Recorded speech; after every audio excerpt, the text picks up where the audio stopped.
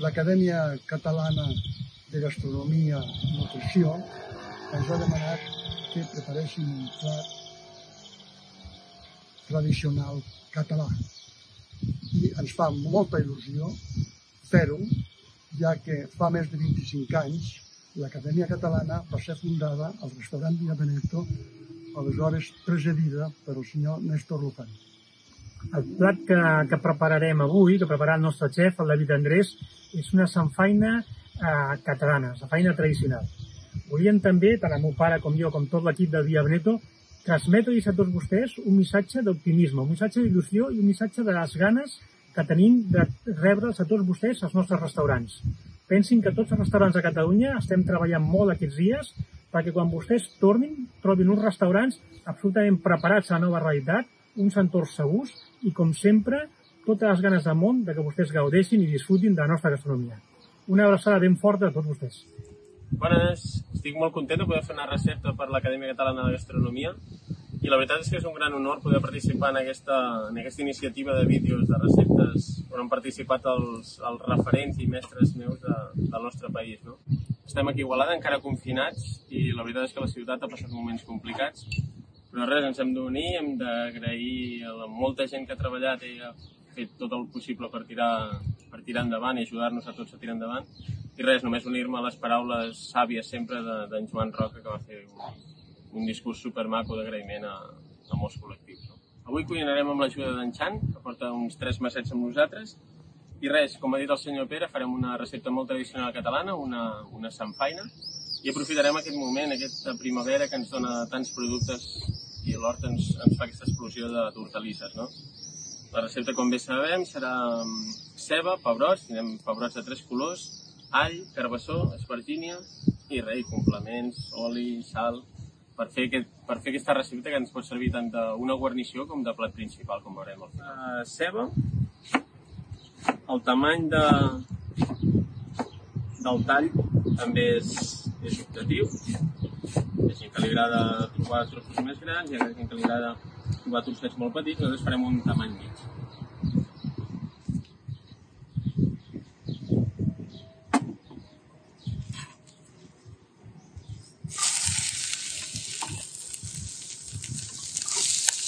Començarem amb la ceba.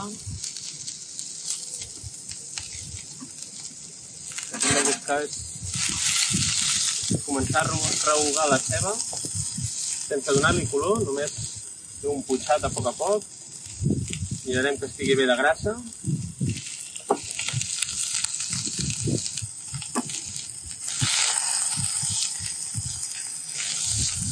I a foc baix anirem cuinant. Seguidament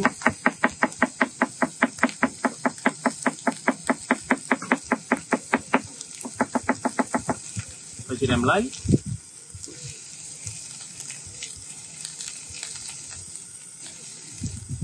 i seguirem rehogant. Hem de vigilar que el foc no se'ns avivi mai gaire, perquè és una recepta que necessita calma, és una recepta d'anar a poc, del xup-xup, d'anar potxant i d'anar buscant una textura melosa de les verdures. Ara que ja tenim la ceba mig rehogada, començarem amb el pebrot. Tenim pebrots de 3 colors.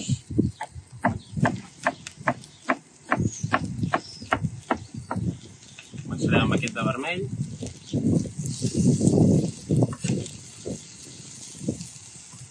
Tractem amb el pebrot groc.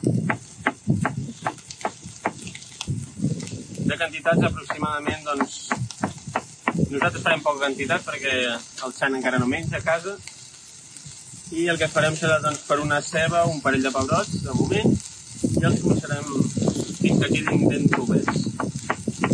Anem rehogant.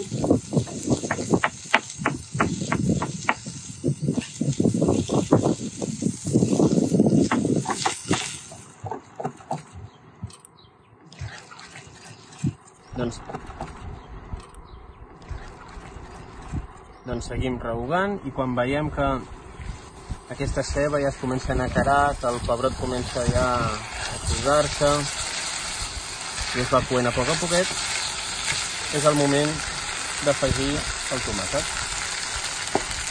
tomàquet tal qual, també el mateix, farem a deuet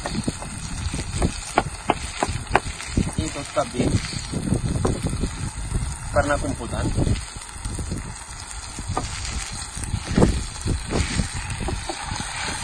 Doncs han passat 20 minuts, el xan encara ens aguanta, està portant molt bé i com veieu això ens ha començat a computar, el tomàquet s'ha desfet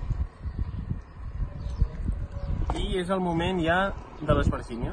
L'esvergínia hi ha diverses opcions, hi ha gent que li posa molt abans, hi ha gent que la posa més després. En el nostre cas nosaltres el que hem fet és fer daus, com totes les verdures, i li hem fet una fregida, sense enfarinar res, una fregideta i l'hem escorregut en paper. D'aquesta manera ens aguantarà més la forma d'aquesta compota, no? I no se'ns desfarà tant. I seguirem cuinant. Computarem una miqueta més i serà el moment del carbassó.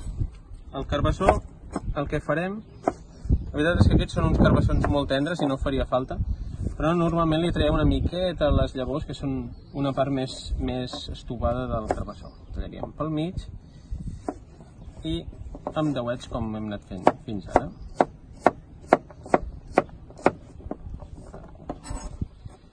I tot cap dins.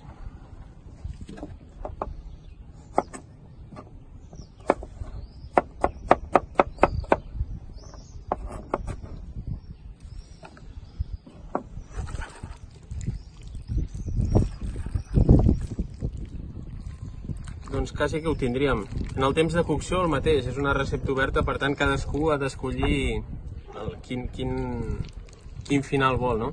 En el nostre cas volem una compota, veiem que totes les verdures estan molt compotades, però volem que no perdin aquell color, que sí que perdin la textura, però que no perdin aquell color i ens donin un toc encara una miqueta fresc, no?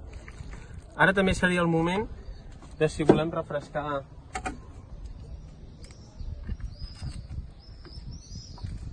una miqueta d'herbes, aquí tenim una miqueta de timó llimona, seria el moment també de rectificar una miqueta de sal i de sucre, en cas de que el tomàquet ens aportés massa acidesa. Bueno, en definitiva és el moment de provar i anar rectificant.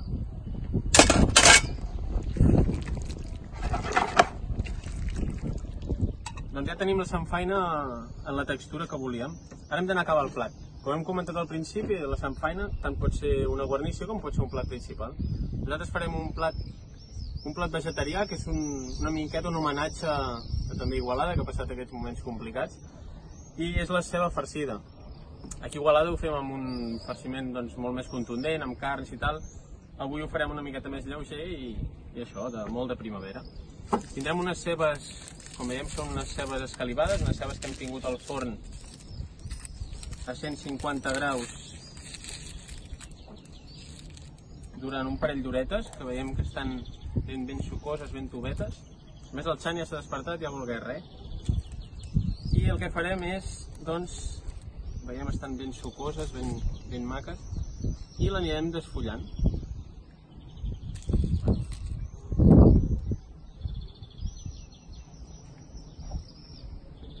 Tindríem dues maneres de farcir la ceba.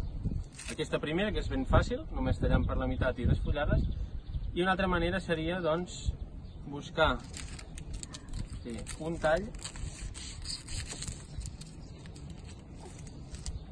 i buidar-la per dins, per aconseguir una ceba així. En aquest moment serà quan agafarem la nostra protagonista, la samfaina, i anirem a farcir.